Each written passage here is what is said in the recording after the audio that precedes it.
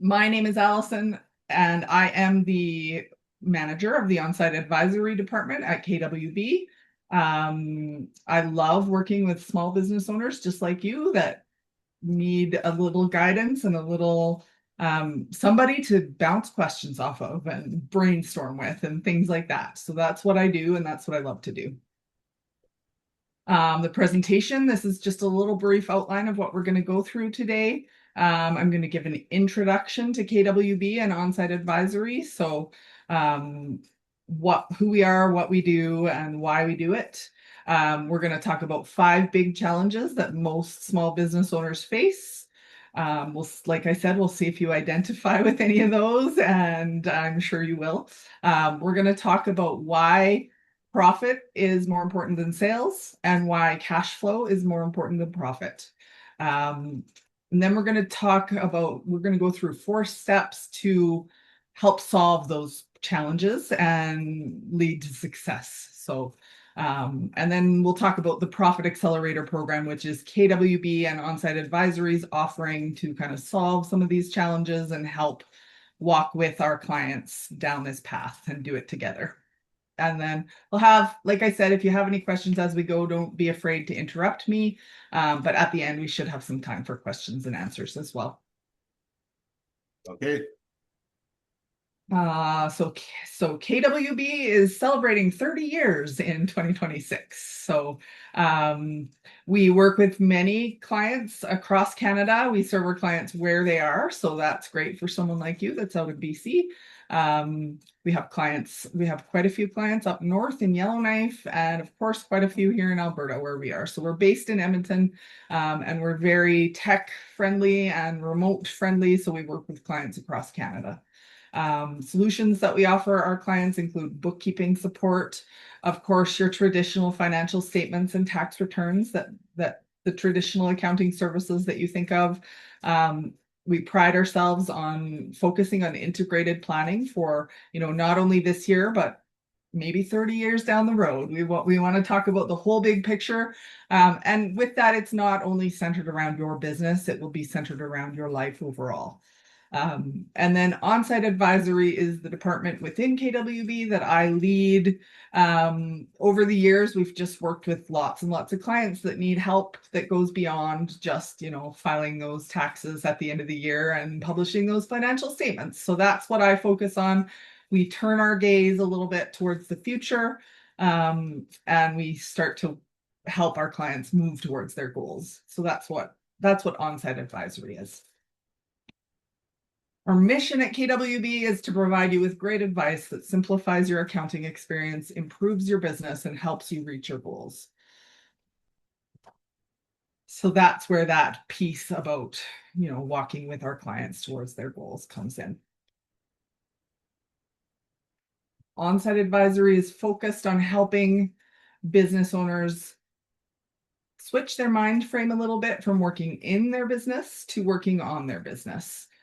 So when you're working in your business, you're working on the day-to-day operational tasks and activities that are necessary to keep the business running smoothly, like serving your customers, managing your employees, and handling administrative tasks. When you're working in your business, you're taking a step back and focusing on the bigger picture. Sorry, when you're working on your business, you're taking a step back from those daily operations and focusing on strategic planning, growth, and long-term development. It involves analyzing the overall direction of the business, setting goals, refining processes, and improving systems. And then implementing those strategies for future success. So when you're working on your business, you're focused on building a sustainable and profitable enterprise that generates income, not just for today, but for the future.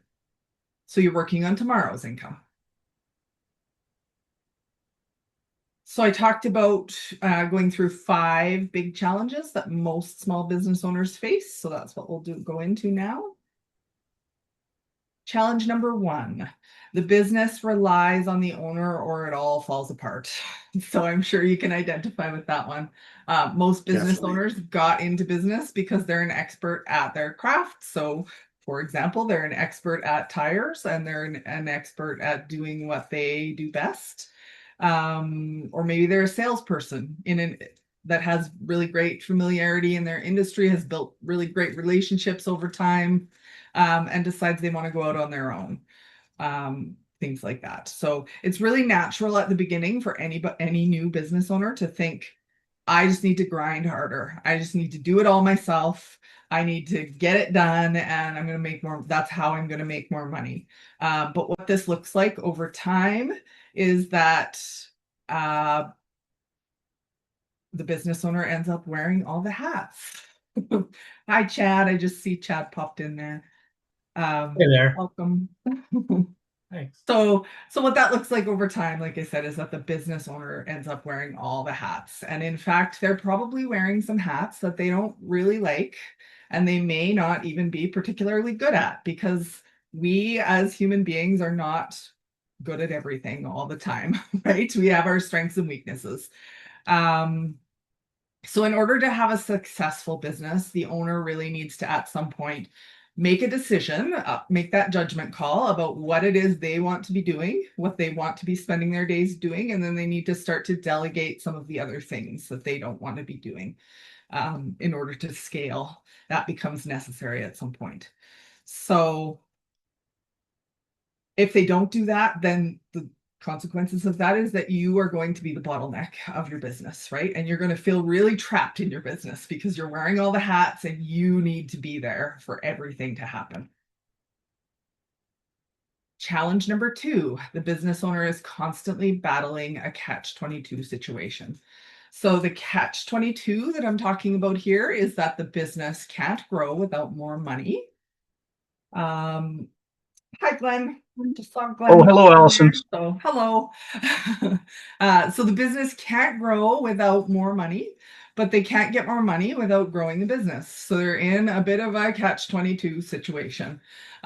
They got into business to create freedom of time or freedom of money, but there's not enough profit. When there's not enough profit, even if they are making a really high level of sales to invest in growth, or sometimes they're profitable, but they don't seem to ever have any cash in their bank account because they always need to invest in things like new inventory or more assets. They're going to kind of remain stuck in this catch-22 situation. Large businesses, so thinking of like the Apple, Amazons of the world, they have access to some different channels to get investor capital. The banks are a lot more friendly to large business than they are to small business a lot of times. So they have different solutions to this catch-22. They have access to different ways to get cash injections into their business, but small businesses really have a hard time with this. This is a big struggle for them. So, in order to break free from that, small business owners really need to be able to take that step back from the day to day operations and start running the business by the numbers so that they can focus their time where it is going to provide the highest return. Going back a little bit to number 1, they need to start to pick and choose which hats they're going to wear. Challenge number 3, the business owner doesn't have a simple way to understand what's working and what's not working in their business. The typical financial reports, like the income statement, balance sheet, and statement of cash flow, those are made for accountants and finance people, not business owners. How many of you have been handed the financial statements at year end by your bookkeeper or accountant and thought, great, now what do I do with this? How can I use this to make my business better? To make matters worse, the number of people, like accountants and bookkeepers, always seem to be speaking a foreign language. And they actually are speaking a foreign language. We have a language, it's kind of the language of business. And if you're an entrepreneur that got into business because you're good at what you're an expert at your craft, but you've never gone to business school, you've never learned in a formal setting how to do this, it can really feel like a foreign language, and that's because it is. So I'm here to normalize that a little bit for you and say that that's okay. That's to be expected. And you're certainly not alone there. We see that all the time. But it's really hard to understand what's working and what's not working just by looking at those reports that you're given at year end. Because even if you do speak the business language, there's still some information that's missing from those reports that you need to reference as well to really understand what's going on in your business. So how can business owners make those decisions if they don't understand the information that's being provided about their business?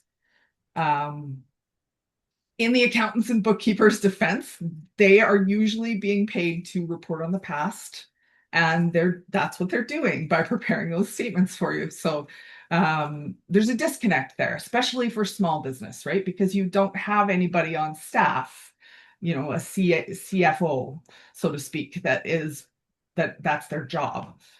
So what does a small business owner do? They either figure it out themselves and muddle through, or they hire someone that does understand the numbers.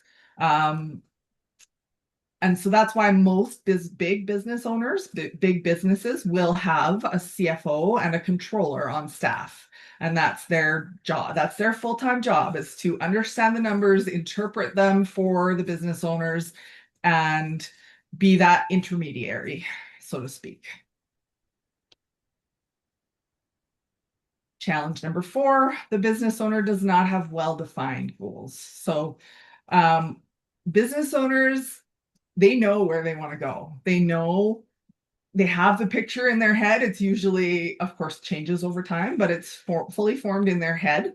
They don't always have it well articulated and well laid out in a format that effectively communicates that goal to others. So whether that be their own team, any professionals that they might be working with, it's kind of it's a clear picture in their own mind, but they don't have it articulated well to share with others.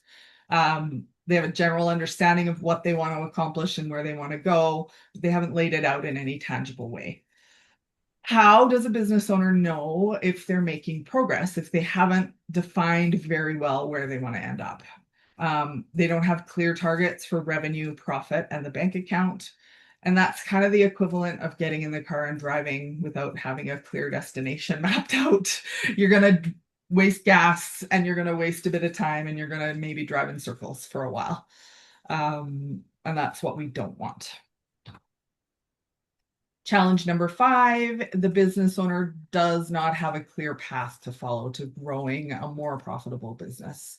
So there are thousands of things that a business owner can be doing in each day, right? Thousands, if not maybe millions. But only a handful of those will actually make a difference and move you down the path towards where you want to be in the 3 things that really matter: revenue, profit, and cash flow.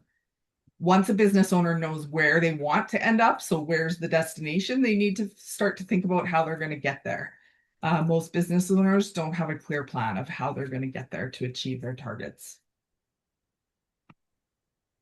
Any questions at this point? Any comments? Good. Okay. No, it makes sense. So according to the Government of Canada, 21.5% of small businesses fail within 1 year. Only half survive to the 5-year mark, and only a third of them make it to that 10-year mark. Anyone surprised about that? It's not the best stats that you want to be looking at when you're starting your business anyways. Many of those failed businesses that don't make it to that 10-year mark or beyond, they failed because they ran out of cash. Not because they weren't profitable, not because they weren't making any revenue or any sales, but because they didn't have the cash in the bank to continue to meet their obligations. So this is where we're going to talk a little bit about profit versus revenue versus cash flow. So it's not what you make that matters, it's really what you keep that matters the most. When we're talking about cash flow, every business owner really needs to focus at the end of the day on generating more cash from their business, not revenue and not profit.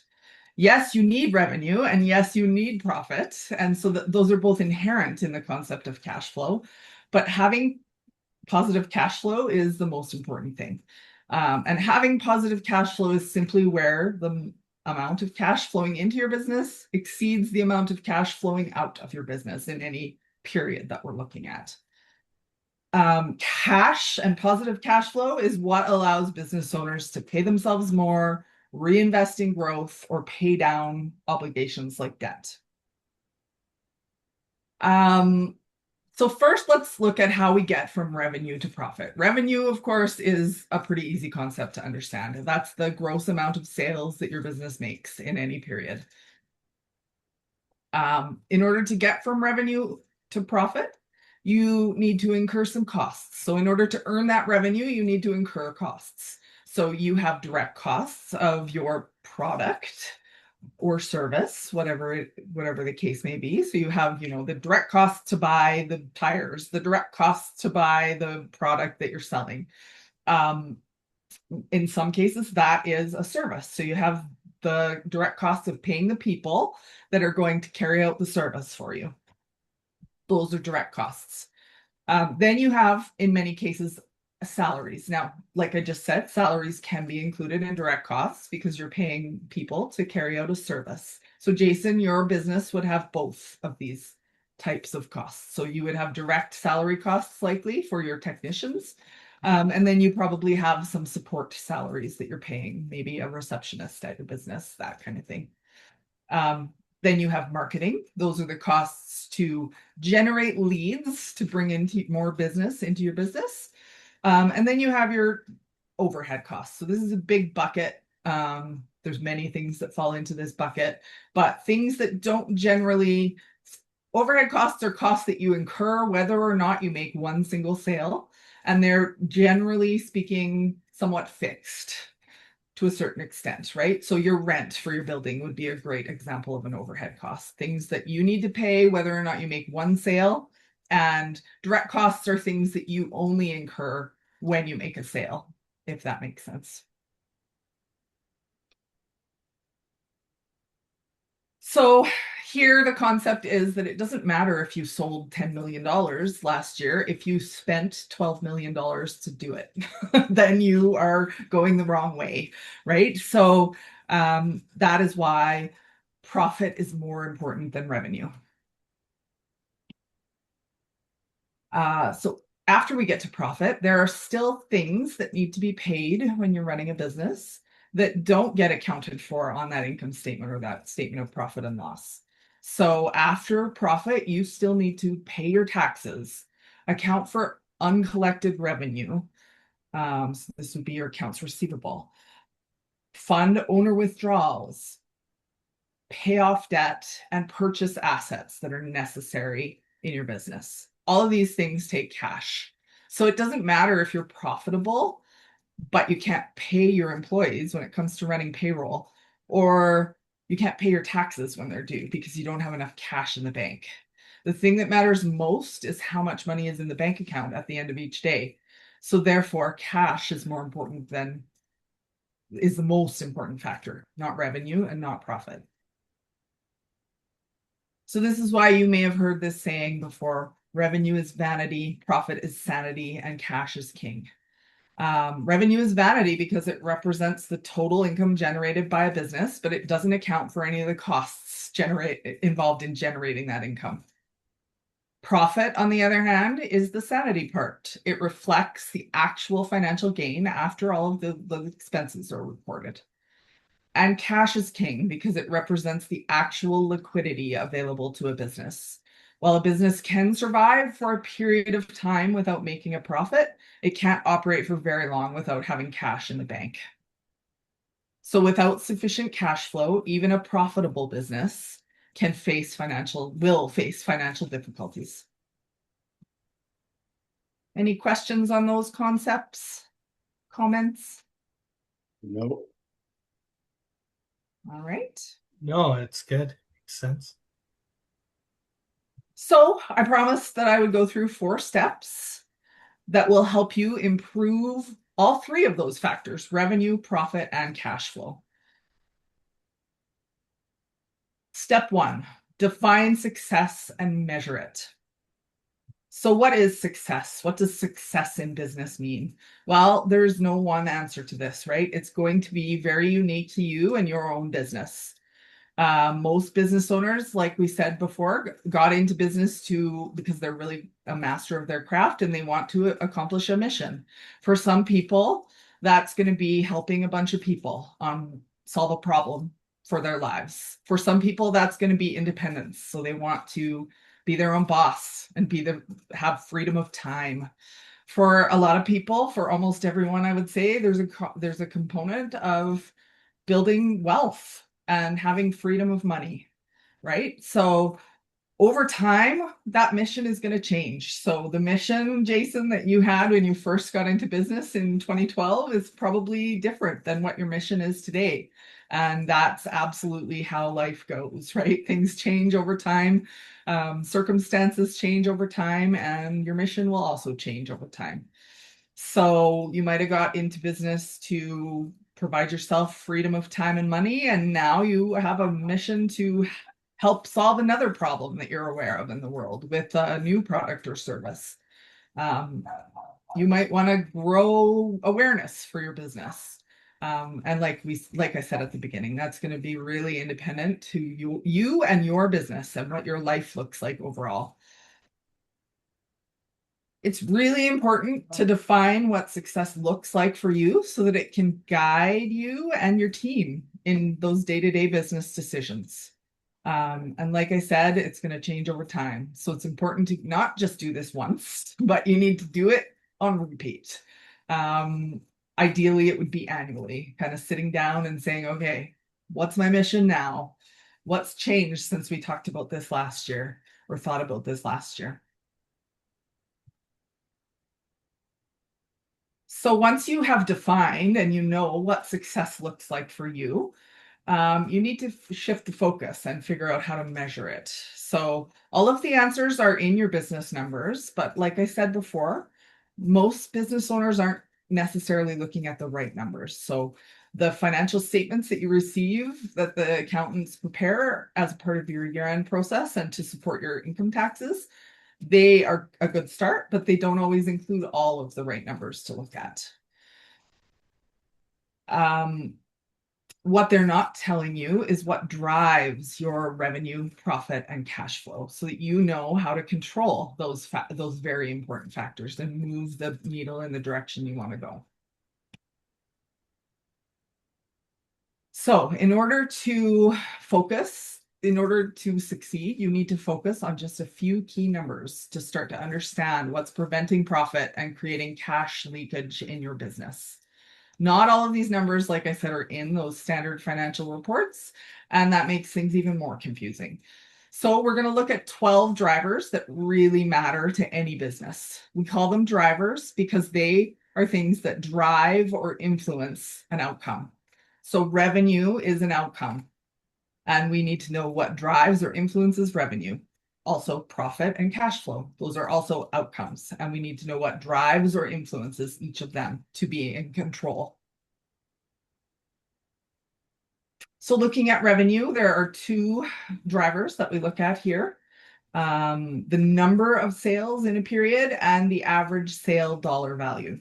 So of course, the number of sales times the average sale dollar value is going to equal your gross revenue in your business. Number of sales is a really good example of something that probably isn't going to be found in your standard financial statements. So, but you probably are tracking it. You probably could answer that question for me if I ask you. Moving on to profit, we start with revenue, which is just what we talked about, and then we're adding 4 additional drivers here. Cost of sales, that is those direct costs that we talked about. So anything that is incurred when you make a sale. So the cost of the product or the cost of providing the service. If you don't sell anything, you should not have any cost of sales because you haven't incurred those costs. Payroll expenses on top of that. So that would be any payroll expenses that are not already included in your cost of sales. Generally, admin payroll costs fall in this department. Marketing expenses, like I said earlier, that is the cost to generating leads to your business. And then overhead expenses is everything else into one big bucket. all of your other operational expenses that are incurred in running your business.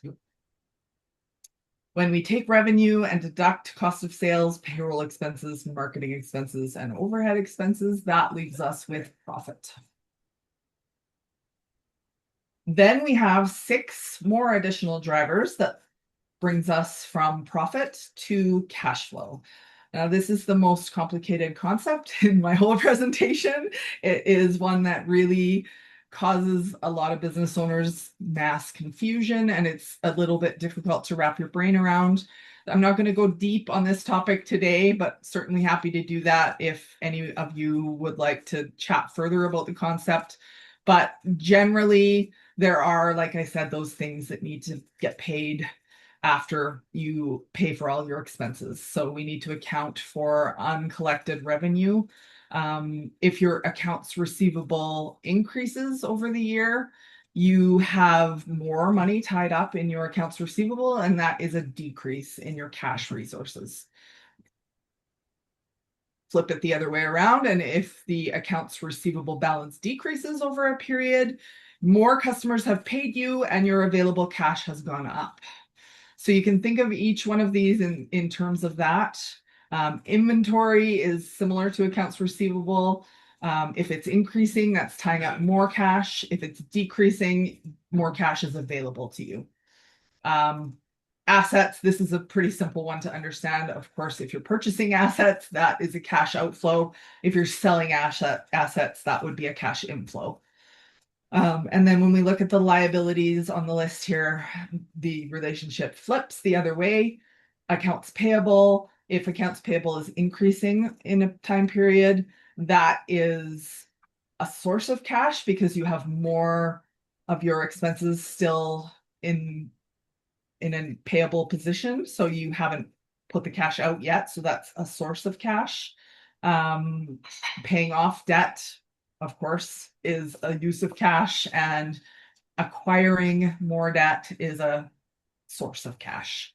And then, of course, whether or not the owners withdraw cash from the company or invest more cash resources into the company would be either a source or use of cash as well. So those are the 6 drivers that are going to drive cash flow in your business. Step 2 in our 4-step process here, now that we've defined success and discussed how to measure it, we can move into step 2, which is setting annual targets for revenue, profit, and cash flow using those 12 drivers that we just learned about. So how do we set those targets? Step 1 is to look at the past and find out what you did for each of those drivers in the last 12 months, in the last year. Step 2 is to then look at setting realistic targets for the coming 12 months for those 12 drivers. We then do the math. Step 3 is kind of the easy part. We do the math and we calculate what that means for our revenue, profit, and cash flow. We say, do we like that? Are we happy? Do we think we can do better? And we loop back and do that process as many times as we need to until you are happy and we think we have some realistic targets set.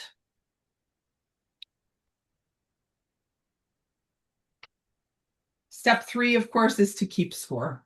You can't know if you've won the game if you're not keeping score, right? You have to stop managing the business by the seat of your pants and by intuition and start managing by the numbers. As long as those decisions are really being based on your intuition and that picture of where you want to go is only in your head, you're going to be the bottleneck in your business.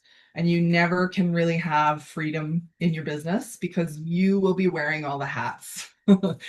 Everybody will need you involved in every decision. The key is to build a scoreboard that tells you which levers to pull to increase revenue, profit, and cash flow. So this is what a scoreboard might look like. Don't get wrapped up here in the numbers on the page. I just wanted to give you a high-level example of what a scoreboard might look like overall. A scoreboard allows you to quickly and easily see how your business is doing and what is preventing you from hitting your targets. So this will become your early warning system when things are going off track so that you can have the discussions about how to fix it and how to avoid surprises. This will allow you to become the owner and leader of your business instead of being an employee in your own business. It gives you a tool to show your leadership team and your employees and communicate what you're doing and why you're doing it. The right scoreboard will suddenly free you up from worrying about whether or not it's all going to work out this month. And you'll know exactly where you stand day by day and week by week. So then zooming in here a little bit on part of the scoreboard, looking at each of the 12 drivers and comparing last year's results to this year's targets and year-to-date actual results and a forecasted annual results for the year will allow you to flag anything that's off track. Once you know which drivers are off track, you can start thinking and having those discussions about how to get things back on track. So this business here in my example set targets to increase their revenue, and they wanted to increase both drivers of revenue in the year. So they wanted to increase the total jobs that they were doing, and they also wanted to increase the average job value. We're partway through the year here, and we're seeing that they are on track when it comes to the average job sale. Last year, their average sale was $1,827. This year, they set a target to increase that to $2,165. Year to date, they're almost at their target. It's $2,058. And we're forecasting that by the end of the year, they're going to exceed their target. So we're giving this one a green. We're rating this one green. It's on track. We're good. Nothing to worry about. Looking at the total jobs, however, it's not the same story. So last year they had 1,566 sales. They set a target to increase that to 1,700 sales for this year. Year to date, they've had 402 sales, and we're forecasting that they're going to be close to where they were last year. They're going to be in that 1,500 range, 1,557. So this one, we're labeling that one red because that one's off track. They haven't made the volume increase that they had hoped to make at this point in the year. If we're now having a discussion, the business owner can focus in on what the real problem is, right? The real problem is that they have not increased their volume at all. And they're on track to do the same volume that they did last year. They can start to have some meaningful conversations about why that is. You know, what they're going to do to get back on track. So, by the way, there are 4 drivers that underlie this total jobs: number of leads, conversion rate, retention rate, and frequency of purchases. So, not going to dive too far into that today, but just know that there are more things driving the driver in this case that we can dig into and focus on and start to have conversations to further smoke out where exactly the problem is. So maybe they lost one of their salesmen and they don't have the manpower anymore to make the sales that they thought they were going to be able to support. Maybe they don't have the capacity to carry out any more jobs. Maybe they don't have the delivery team in place to be able to do the work. So the sales is not the problem, but it's the delivery that's the problem, right? So we can start to have those conversations at this point. Step 4, and this is the most important step. If you don't do this step and take it all the way through, everything else is a little bit meaningless. So this is the most important step, and that is to create an action plan. So there are lots of business owners out there that are just simply stuck. They can't grow their business because they don't have the cash to invest in growth, and they don't have the cash to spend on hiring more people, increasing their marketing, buying inventory, or adequate equipment. So the business owner just really feels stuck, and they end up working harder in the business. In order to break free, they know that there's a problem. They don't know how to fix it. In order to break free from that, they really need to start to develop a plan in order to move forward.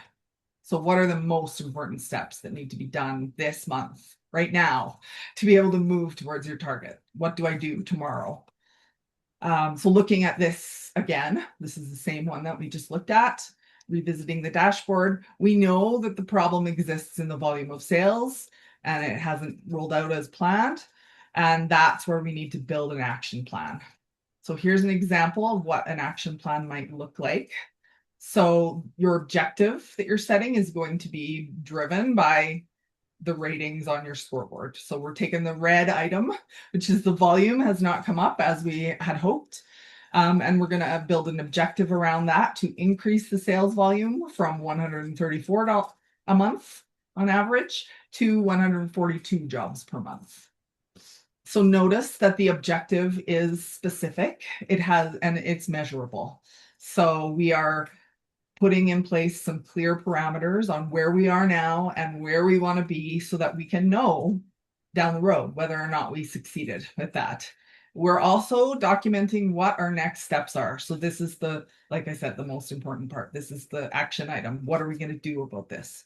So through discussion with this business owner, we've decided that their sales team can use some training on how to increase the conversion of leads into customers, and they're going to start to think about a focused campaign to increase the frequency of purchases for their existing customers. And that is then going to drive that increase in volume that they're looking for. Who's responsible for this? It's the salesperson, and that would normally probably be somebody's name right there. And so this is the point at which the business owner can take a sigh of relief and start to delegate some of this stuff, right? Because they've identified the problem, they've thought and had conversations about how to correct the problem, and they can now say, hey, sales team, I want you to go do this training to help improve the situation. We can give them a due date, and we have any other notes. So in this case, the problem was not a capacity for the work problem. They have the tech team in place to be able to support the work, and it's more of a sales side problem. Any questions at this point? Nope. Okay. Good. Yeah, all good. Makes sense. So then I promised that I would go through KWB and On-Site Advisory's solution to this problem that we're offering our clients. Most business owners don't have a clear path to follow in order to do all of this, right? In order to have a growing and more profitable business. We can take what we've learned today, and we have taken that and compiled it together and developed a solution. So this is the one clear path towards having a growing and more profitable business. You can do this on your own, or we would love to walk the path with you and help you along the way. So our solution that we're offering our clients is called the Profit Accelerator Program. Our goal is to help you have a growing and more profitable business, providing one-on-one meetings with an on-site advisory professional to set those annual targets, talk about what the goals are, track the profits and cash flows, and most importantly, interpret them for you, right? We're the financial professionals. We speak that language, and we're here to be your interpreters. And then start to analyze the strengths and weaknesses in your business and propose corrective actions. So we offer this as kind of a package that's put together. An annual strategic planning session, monthly analysis and forecasting is included.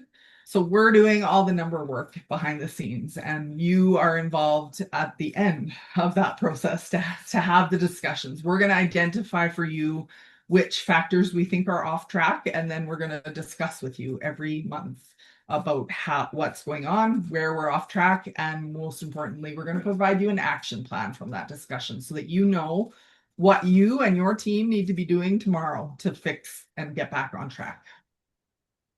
With that, we offer some enhanced financial reporting that comes with it. So that includes your dashboard, of course, that I just showed you, and ongoing email and phone support. So you're not alone in the process. We walk with you along the way.